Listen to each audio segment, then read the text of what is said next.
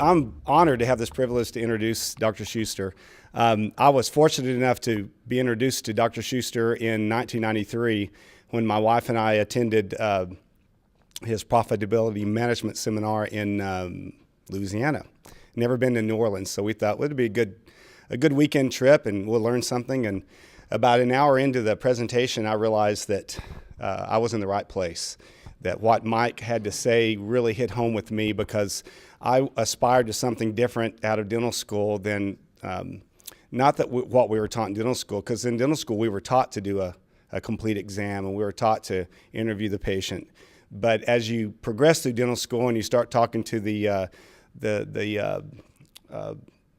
product sales and the equipment salesman, you realize that, okay, when you get out, you need to build 4 operatories with room for 2 more because you're going to grow into it. And that just didn't hit home with me. Something was not resonating there. So when I heard Mike and I heard him talking about smaller and fewer patients is better and more comprehensive dentistry and getting to know the patient, that really hit home with me.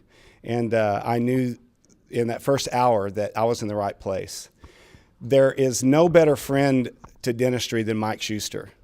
Mike, of all the dentists that I know, of all the people that I know, especially the ones that are teaching and well-known in dentistry, there's nobody that cares for dentists as human beings better than Mike Schuster does. He has a true interest and a love for the human beings, not the dentists, but those human beings behind those lab coats and those clinic jackets. And he also cares for his patients, and he cares for the future of our profession. And so Mike has spent his entire career helping dentists, thousands of dentists, create an environment for their patients and for their staff members and for themselves and their families so they can lead full, productive lives and truly help and care for people. So it brings me great pleasure and honor to be able to stand up here and introduce my very good friend, my mentor, and someone who I love dearly, Dr. Michael Schuster. Well, good morning. Can you smile? Just there. Good, thanks. I just want to be sure it's in you, okay? We're going to have a little fun today, and I'm going to walk through a process with you, and we're going to, you notice the targets around the room? So just kind of stay loose, and cell phones are off. You ready to go? Okay. I'm going to start out with this, a little bit from what Hal was talking about. Wherever you are right now, whatever you're doing, it's not your fault. But when you finish today, I'm going to give you some options and point you in some directions so you can take responsibility for your life and your practice. And what I mean by that is, think about this. So you go to grade school and you don't learn anything about setting goals or managing your time or managing your money. And then you go to high school, and then you go to college, and then you go to dental school. So what's dental school really for? Dental school prepares us to pass a state board to get a license to practice dentistry. Would you agree with that? And then you go out, so you either go to work for somebody else, you go into a corporate setting, you go associate with somebody else, you start your own practice, and you don't have a clue as to what you're doing. Would you agree that's a fair statement?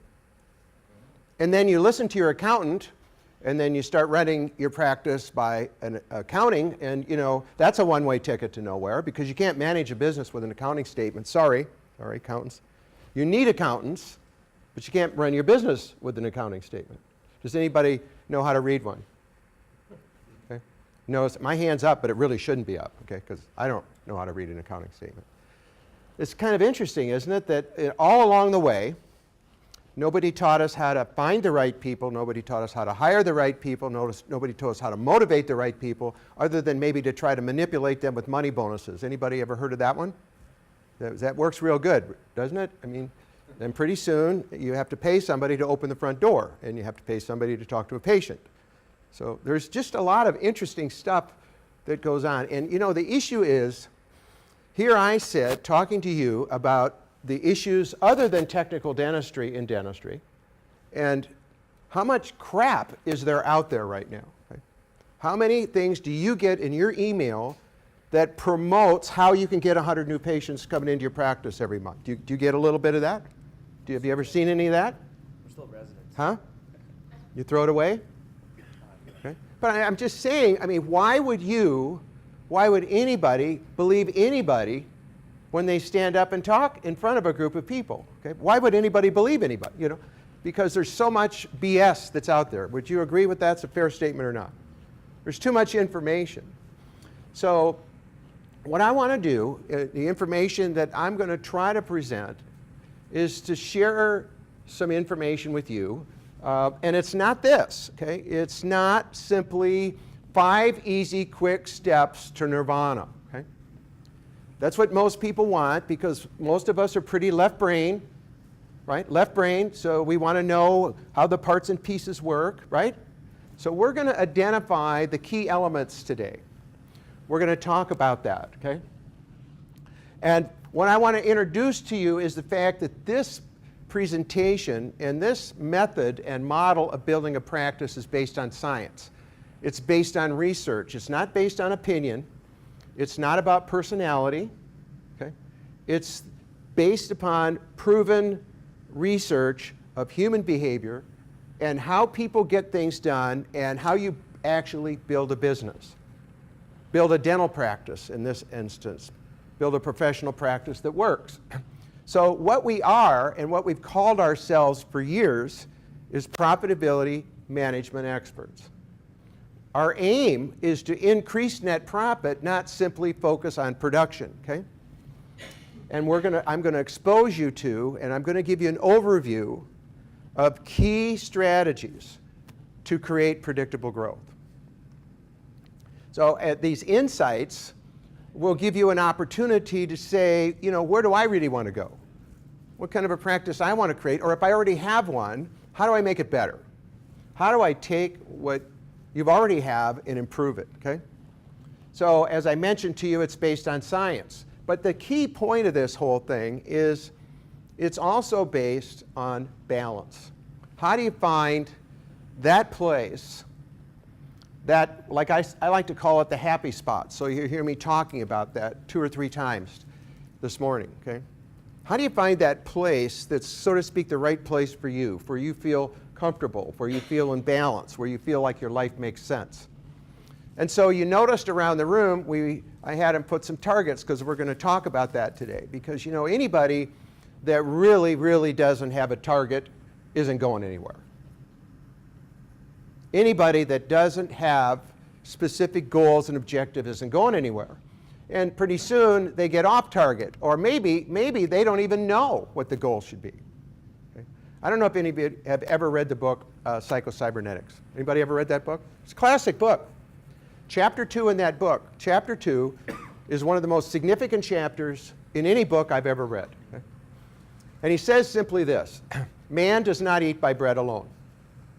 Okay? We have certain instincts, we have certain drives that we have because we're animals, but we don't live by bread alone. There's another part to us. And then he talks about that we're teleologic cybernetic mechanisms. By that, you set a goal, and then you kind of start to move towards that. Okay? And he says one of 2 things. The mind operates in one of 2 ways. And by the way, this was really discovered when they were developing the atom bomb, some of the bright minds that were working on that. Okay? Number 1, if you don't know what the goal is, I mean the goal, then all of your energy and effort is organized to find the goal. And so there's a lot of people wandering around that we'll talk about this morning that really don't know where they're going. Okay? They don't have a path, they haven't worked it out, they don't have specific goals, they haven't lined up their life with their values. They're just kind of wandering around through life aimlessly. Okay? Then he said, the second is, once you have the goal, all your energy and effort can be organized and structured to attain the goal. Okay? So, you know, this is kind of interesting. It's kind of like, okay, so where am I going? You notice he's going down a road and he's looking backwards already. How many people do you know that live their life looking backwards? But he's really not even sure. Here's some of the dangers that are ahead. So people make decisions. We all make decisions, but a lot of the choices that we make, we don't really understand the consequences of those choices. So having been doing this work now for 34 years, okay, you know, we talk to, what do you say, Corbin, 10, 15, 20 new doctors every week? You know, and as we talk to the doctors, you know, they don't have a plan. They don't have a goal. They don't have a model. They don't have a blueprint. Follow me? So these are some of the things I want to talk about today, because you could sit there and you could study it and sit there and ponder it. Well, you know, where am I going? What's going on? What should I do? What should I do next? What's tomorrow? What's the next day? It just goes on and on and on. So I thought I'd show you this, but I kind of look at this as dentists that come out of dental school.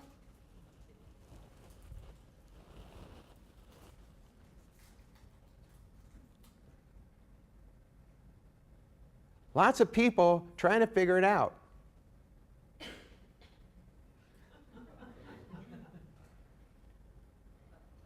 Do you ever feel like that's you when you started your practice?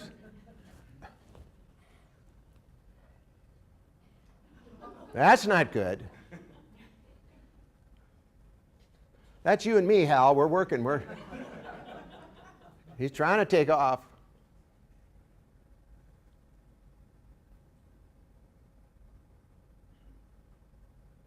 Okay. Not looking good.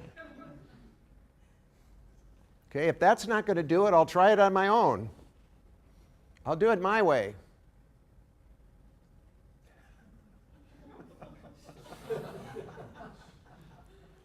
This is better.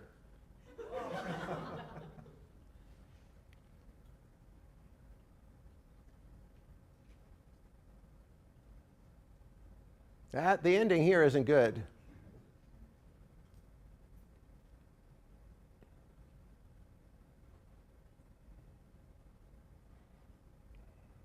Okay, so what was that? What was that? That was the first supposed flight, 1903. 1903, the Wright brothers flew. And the interesting part of this is it took 33 years to create an airplane that actually was a commercial success. You're looking at a DC-3, and they are still flying today. What this is about is really this. It took 5 key elements to make for a successful airplane, 5. Okay? And the elements were the monocoque aluminum construction, a variable pitch prop, a reliable radio engine, a retractable landing gear, and Fowler flaps. Until all 5 elements were there, there wasn't a really truly successful commercial flight, something that could be repeated. Now, obviously now we have a model, right? Now you have a model, and many other airplanes and hundreds of other iterations of this have flown successfully because there's a model. Okay? But the early attempts that we have, I don't know what your experience in dentistry was, but this is kind of a really neat day because Tim Cooper's here, and Tim's from Manchester, Iowa, and I practiced in Dyersville, and I left, and then Tim became a student, a client. We worked together for a period of time, and here he is all these years later. But you know, a model, right? Now, you get a model, and if you understand how to work the model, you're successful. Now, let me just say this. There is no way that you can fail if you use what I'm going to teach you today. There is no way. There's no possible way that you can fail. Okay? That's a guarantee. But I've got to teach you and expose you to the elements, because there's some elements. Now here's another problem. There you are, there I am. Now you're in your practice, but you've got some roles. You've got a leadership role, right? You've got the management role, and then you've got the technician role.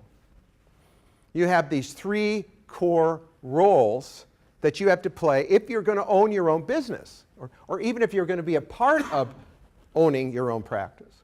The problem is that the technician overcomes the others. The technician thinks that if all I do is really good technical work, and I'm really good at what I do, that's going to take care of everything else. And I got news for you. That's hyperdust. That's an absolute lie. Okay? That is an illusion. And an illusion is something you believe is true, but is what? False. Okay? So we get buried. It's easy to get buried. Would you agree with this or not? Any practicing dentists in this room? Would you agree that it's easy to get buried underneath all the pile of everything? So what we have to think about, what I have to think about, is how do I simplify this complex environment? And it gets ever more complex, okay?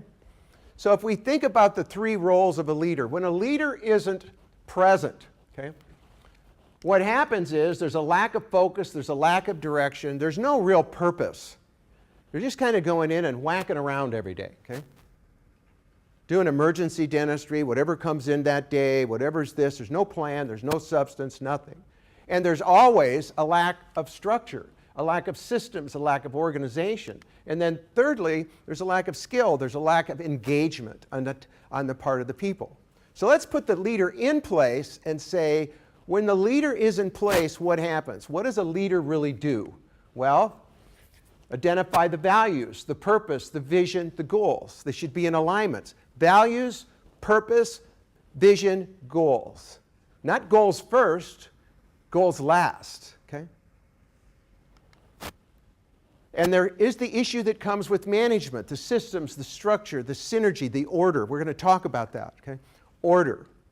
And lastly, obviously, we have to have the skills, the training, the motivation to do quality. So what does a leader really do? What does a leader do? Well, a leader is the designer. A leader is the architect. So you're designing, so to speak, the highway. The manager comes in and builds it, and then you walk on it. So whenever I get into a situation, and whenever you get into a situation, and you're stuck and you say, I really don't like what I'm doing here, right? I got trapped into doing something that I really don't want to be doing. Well, you can take a real strong look at yourself and say, you caused the problem. I caused the problem. I can't blame anybody else. I got myself stuck there. I made the decision to be there, or maybe I mismanaged myself to be there. So it's really kind of interesting. Then the manager is the one that organizes, okay? The manager is the one that organizes. So I thought I would show you this and have you look at this for a minute and say, and I'm going to ask you some questions. So what do you see here? Tell me what you see. Anybody? Come on. Orchestra. What else do you see? Pardon me? A choir. What else do you see? Conductor. Okay. So you see a conductor. What else do you see? So who's the most important person, or what's the most important element in this picture? The conductor. Would you say that's true? But what's missing? What's not there? The most important element is invisible. The conductor's conducting something. What's the conductor conducting? Something. Who wrote the music? The composer. The composer is the most, there'd be no music, there'd be no conductor, there'd be no orchestra without the what? Without the composer. So don't ever think that leadership isn't important. It's everything. And you don't pay enough attention to it. Okay? Oh, leadership is soft. Baloney. The leaders are the ones that create everything. You think, Jobs was a manager? Are you kidding? He was a what? He was an innovator. He was an inventor. He was a composer. He was a leader. And I only use him as an example. So it's your business. It's your practice. It's your life. When you lead it, you step into the composing role of composing. When you're in your business, when you're in your practice, you step into that, quote, invisible role of leadership, of being the composer, the designer, the architect of what you're doing, okay? 3 roles, 3 places, 3 positions, key aspects, okay? Too often, we think that management We think that's management that takes care of all the problems. How many times do I talk with a doctor in a practice, got a big practice, and he hires an office manager. And the office manager is going to take care of all the problems. The reality is the doctor doesn't want to talk or communicate with the people he's working with. So he puts that in between, and they're supposed to manage the people instead of leading the people. Okay? Leadership is about inspiration. It's about engagement. It's about going someplace. You all see the difference here? Everybody see the difference? Leadership, management, technician. Okay? So what is predictable growth based on? I'm going to give you 3 areas of science. Okay? One is the aspect of human needs. The second is I'm going to walk through the creative process, because the creative process is the most powerful process that's ever been invented to create results. Once you step into the creative process, your life changes. Okay? And it changes significantly for the better, and I think Tony McRedmond would say that, Tim Cooper would say that, I think Hal would, I think you would. All of us that have stepped into that process have changed our lives. So I'm going to say right now, you have a choice. You can create or react. Your life can be an iteration of solving problems and reacting, or you can create what you really, really want.